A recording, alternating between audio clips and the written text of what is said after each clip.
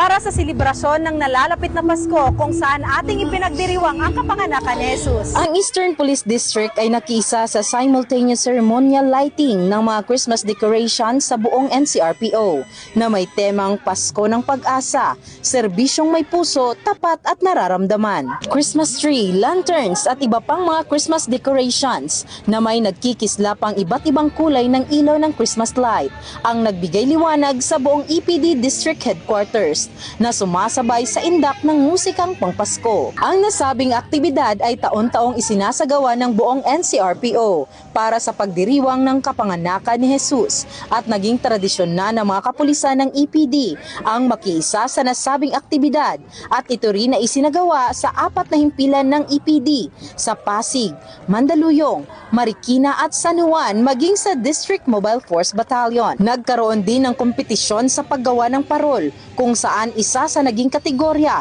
ay ang paggamit ng mga recycled materials. Ito ay simbolo sa pakikiisa ng isang pambansang pulisya sa pagdiriwang ng kapanganakan ng ating Panginoong Jesucristo. Ito ay isang simbolo din na pagbibigay liwanag, pagbibigay pag-asa, pagbibigay kasiyahan ng lahat ng pamilya sa hindi lang sa Pilipinas kundi sa buong mundo at upang ipagdiwang ang Pasko ng may pagmamahal sa kapwa, kapayapaan at kaayusan ng ating mamamayan. Pagpapailaw ng mga Christmas decoration ng mga kapulisan. Maganda po. Ano po yung feeling mo ngayon na nakakita ka po ng dekorasyon? Super!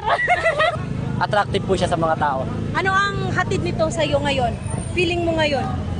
Ano po, parang mas napaaga po niya yung Pasko sa amin po ng kasama ko po. Sa kumukuti-kutitap na mga ilaw, sabay sa saliw ng pampaskong musika, mararamdaman ang kaligayahan sa mga matanghangad ang mapayapang pagdiriwang ng Kapaskuhan.